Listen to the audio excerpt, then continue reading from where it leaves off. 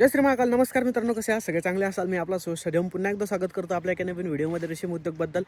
ह्या व्हिडिओमध्ये आपण बोलणार आहे की पूर्णपणे आपण कोर्स जो झालेला, तुम्ही मागचा व्हिडिओ बघितला असेल, ह्या व्हिडिओमध्ये पूर्णपणे सांगणार मी तुम्हाला आपला कोर्स कसा झाला आहे, कशा टाईपमध्ये झाला आहे, आपण त्याला कशा टाईपमध्ये वेचतो आहे, आपल्याला मार्केटला चांगला भाव लागण्यासाठी आपण त्याला कसा वेगळा ठेवतो आहे, हे तुम्हाला पूर्णपणे ह्या व्हिडिओमध्ये सांगणार आहे. जो काय म्हणतो प्रत्येक वेळेस 8 किंवा 10 मिनिटाचा व्हिडिओ शेवटपर्यंत बघा. फक्त नॉलेज माहिती देणं गरजेचं आहे, माहिती तुम्हाला प्रॉपर येणं गरजेचं आहे. काही कमेंट असेल तर तुम्ही मला बिंदास कमेंट करू शकता. आता सगळ्यात महत्त्वाचं जर म्हटलं, तुम्हाला काल 2-3 म्हटले होते की याचा एक व्हिडिओ बनवतोच. व्हिडिओ मी तुम्हाला पूर्णपणे एक्सप्लेन करून सांगणार आहे की छोटा, मीडियम आणि लार्ज म्हणजे दोन, म्हणजे तुम्हाला सांगतो मी व्यस्ताना पूर्णपणे आपण कसं व्यस्तोय.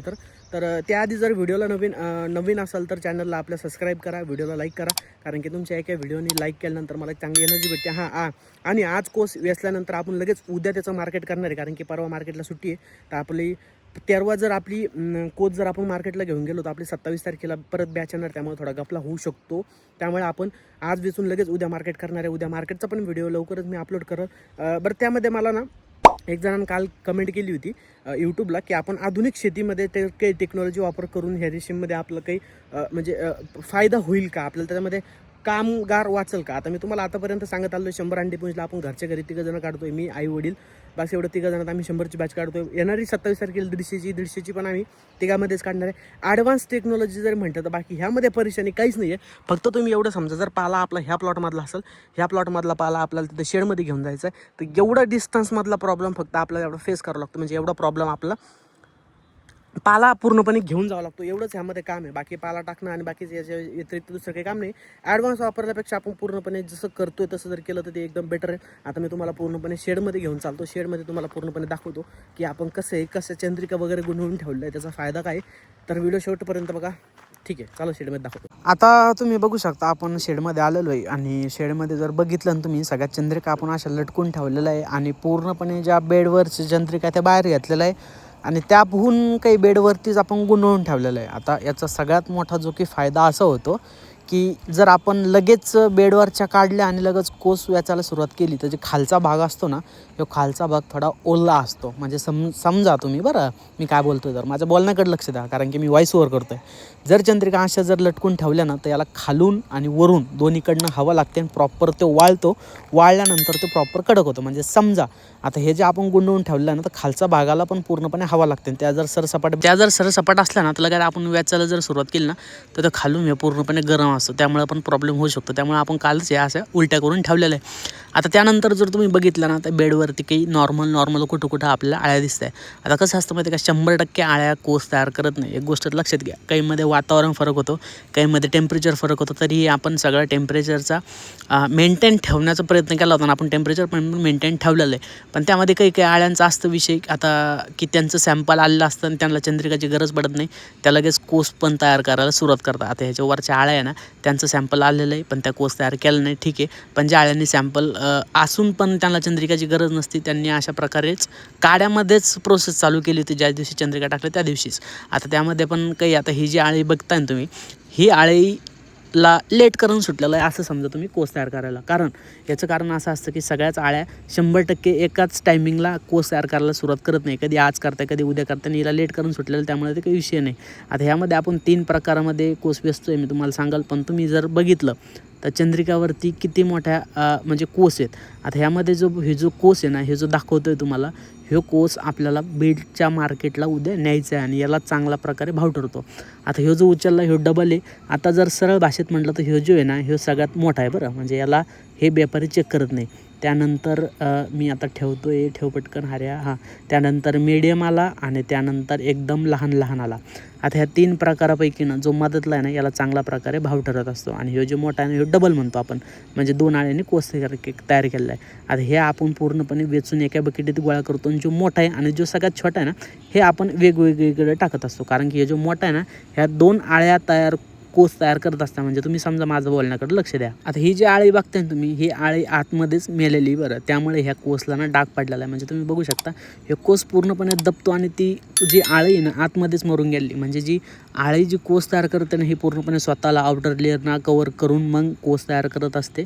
त्यानंतरच त्या आळ्या पूर्णपणे कोस तयार करतात. तुम्ही बघू शकता चंद्रिकावरती पण भरपूर मोठ्याने आपण आता सध्याला गोळा करतोय. त्यानंतर जर समजा आपल्याला जे बीडच्या मार्केटला जे चेक करते ना व्यापारी वगैरे, तोच आपण कोस जो सगळा पूर्णपणे असा बाजूवर टाकलेला आहे, जेणेकरून त्याला प्रॉपर पूर्णपणे हवा भेटेल, सगळ्याला पूर्णपणे तो वाळेल आणखी पण आणि तो कडक होईल. तुम्ही बघू शकता कोसची क्वांटिटी म्हणजे अगं माय सोनं आहे हो, मायच्यान सोनं आहे, काय सांगावं तुम्हाला, या सोन्याचं लई तारफड आहे हो. तर अशा प्रकारे आपण कोस जो आहे ना हे पूर्णपणे बाजीवर वेचून टाकतोय. त्या व्हिडिओला मला एका जणानं कमेंट केली होती की आपल्या तुतीमधलं अंतर कसं पाहिजे काय. आता मी तुम्हाला एका प्लॉटमधलं सांगतो. हे जो प्लॉट जर तुम्ही बघितला असेल तर आत्ता ह्या बॅचला आपण त्याचा पाला पूर्णपणे कट केलेला आहे आणि पूर्णपणे कोस वेचलेला आहे. आता ह्यामधलं अंतर जवळपास जरी म्हटलं तर आपलं 6 फुटाच्या वरती, म्हणजे याच्यात रोटा चाललेला आहे. पूर्णपणे जेवढं गवत दिसत होतं पूर्णपणे गवत त्याच्यातलं रिमूव्ह झालं आहे, कारण की याच्यात रोटा चालतो आहे. प्रत्येक झाडातलं अंतर आपलं 1.5 फुटाच्या वरती आपण ठेवू शकतो. म्हणजे याचा तुम्ही अंदाज लावू शकता की आपण त्यामध्ये किती अंतर ठेवून त्यामध्ये आपलं इन फ्युचरमध्ये जास्त काही गडबड नाही झाली पाहिजे. कारण की एका फांदीला 2 फांद्या फुटतात, जवळपास 1.5 ते 2 वर्षानंतर याचं झाडले मोठं होतं. हे गोष्ट समजणं गरजेचे. त्यामुळे आपण याच्यामधलं अंतर असं मेंटेन ठेवलेलं आहे, जे की जास्तीत जास्त गवत जर झालं त्यामध्ये आपण रोटा चालू शकतो. त्यामुळेच म्हणतो सोयऱ्या हो, व्हिडिओला लाईक करा आणि चॅनलला सबस्क्राईब करा. कारण की मी तुम्हाला सांगतो, मी आज दिवसभर कोस वेचला, परत आज रात्री व्हॉइस ओव्हर करतोय, त्याला एडिट करणार, त्याला व्हिडिओ एक्सपोर्ट करणार, पुन्हा थंबनेल, पुन्हा कॅप्शन, पुन्हा हॅशटॅग, पुन्हा तो अपलोड करणार, त्याला पण भरपूर टाईम लागतो. अशा भरपूर गोष्टी सांगतात. त्यामुळे म्हणतो एक चॅनलला सबस्क्राईब करा आणि व्हिडिओला लाईक करा राव. व्हिडिओच्या सुरुवातीला जे तुम्हाला मी म्हटलं होतं आपली की 27 तारखेला बॅच आहे. आता मी हे जो ब्लॉग आहे 24 तारखेला शूट केला, 25 तारखेला अपलोड करणार आहे, 25 तारखेलाच आपण मार्केट करणार आहे. मार्केटचा जो की व्हिडिओ तुम्ही 26 तारखेला अपलोड करणार आहे, तर तुम्ही थोडं कन्फ्यूज नका हो.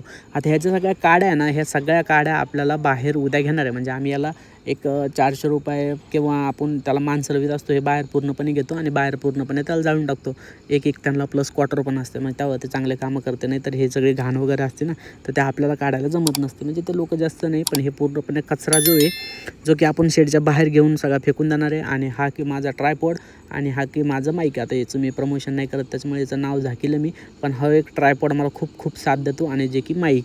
त्यानंतर आपण पूर्णपणे जेवढा कोस होता बाजीवरचा पूर्णपणे आपण गोण्यात भरून ठेवलेलं आहे. आता ह्या गोण्याचं पण एक वैशिष्ट्य असतं बरं, ह्या गोण्यामध्ये हवा ना आत बाहेर खेळत असते, त्यामुळे आपण ह्या अशा गोण्यामध्ये त्याला प्रॉपर पूर्णपणे भरत असतो.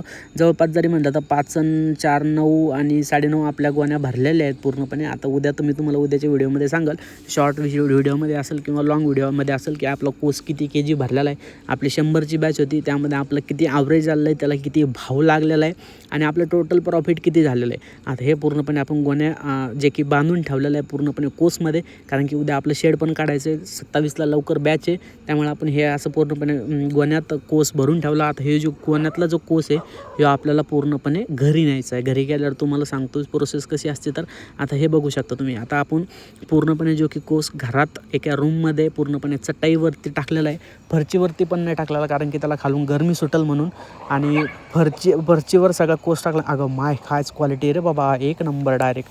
आणि हे जो कोस आहे ना, आता हे जेवढा वाळेल तेवढा आपल्यासाठी चांगला असतं, कारण की हे वाळल्यानंतर थोडा कडक बनतो. कडक बांधल्यानंतर त्याला मार्केटला चांगला भाव लागेल. त्यामध्ये जरी म्हटलं तर तुम्ही बघू शकता रूममध्ये फॅन पण आहे, फॅनना पण त्याला थंडी हवा लागेल आणि चांगला तो म्हणजे एकदम नॅचरली आणि लसलशीत राहील, नाही का. आणि गरमी झाली खालून त्याला तर पुरंत खालून जो गरमी झाल्यानंतर तो वल्ला पण होऊ शकतो. त्यानंतर आपण ठेवल्यानंतर सगळ्यात महत्त्वाची गोष्ट तुम्ही बघत असाल, इथं एक उंदीर मारायचं किंवा ज्या की मुंग्या मारायचं का आपण खडू वाढलेला आहे, कारण की याच्यामध्ये कोसमध्ये ना एक पिपा जिवंत असतो बरं. ह्या पिप्याला ना खाण्यासाठी मुंग्या येत असतात. जशी आळी असते ना, आळीला खायला मुंग्या येतात ना, तसंच समजा तुम्ही की त्या पिपामध्ये मुंग्या खायला येत असतात. त्याच्यामुळे आपण पूर्णपणे जो की मुंग्या मारायचं जो खडू हे पूर्णपणे 4ही साईडनं वडून घेतलेलं आहे. रातचं आपलं लक्ष नसलं तर त्या मुंग्या ज्या आहेत त्या ह्या कोसला खात नाही. कारण की आता मी तुम्हाला उद्याच्या व्हिडिओमध्ये पण सांगाल की त्यामध्ये पिपा कसा असतो, आळीचं कन्वर्ट कसं होत असतं पिपामध्ये. आणि मी एक 4-5 कोस पण ठेवलेले. त्या कोसमध्ये तुमचं दाखवतो की एक 10 ते 11 दिवसानंतर त्यामध्ये बटरफ्लाय म्हणजे पाखरू कसं निर्माण होतं आणि त्यानुसार रिसायकल चालत असते, याचं मी तुम्हाला सांगाल. बाकी तुम्ही कोस बघू शकता. माईक बाकी काहीच नाही. व्हिडिओ आवडला असेल तर लाईक करा, चॅनलला सबस्क्राईब करा. तर भेटूया पुन्हा एकदा नवीन व्हिडिओमध्ये. म्हणजे उद्याच्याच व्हिडिओमध्ये तुमच्यासाठी एवढं स्ट्रगल आहे, बाकी काहीच नाही.